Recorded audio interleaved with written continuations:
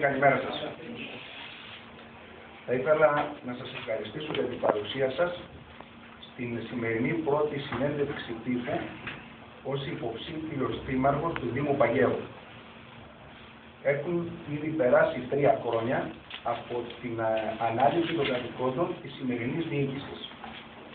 Σήμερα δίνεται η ευκαιρία να κάνουμε τον απολογισμό της τριετής αυτής θητείας της διοίκησης του Βασίλη Ξυλόγη, να κλείνουμε το έργο της και ταυτόχρονα να καταθέσουμε τις δικές μας απόψεις και θέσεις για το πώς ονειρευόμαστε την διοίκηση του Δήμου μετά την ανάληψη των καθηκόντων μας την 1η Σεπτέμβρη του 2014.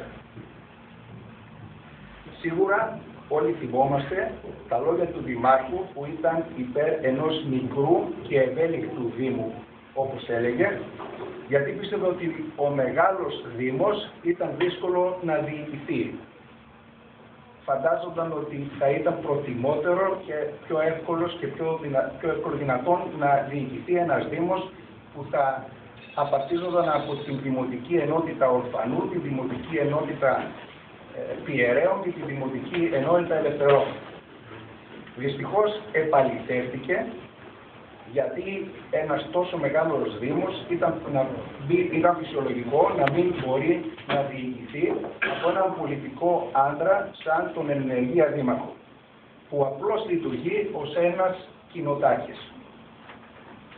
Καθ' όλη τη διάρκεια της θητείας μας ως Δημοτική Σύμβουλη, νιώσαμε έντονα την απαξίωση από την διοίκηση σε οποιαδήποτε πρόταση και αν κάναμε.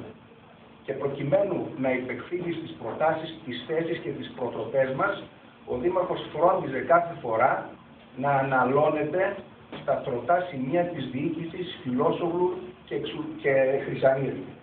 Και ούτε καν έμπαινε στην διαδικασία να απαντά και να ακούει τις δικές μας προτάσεις και προτροπές.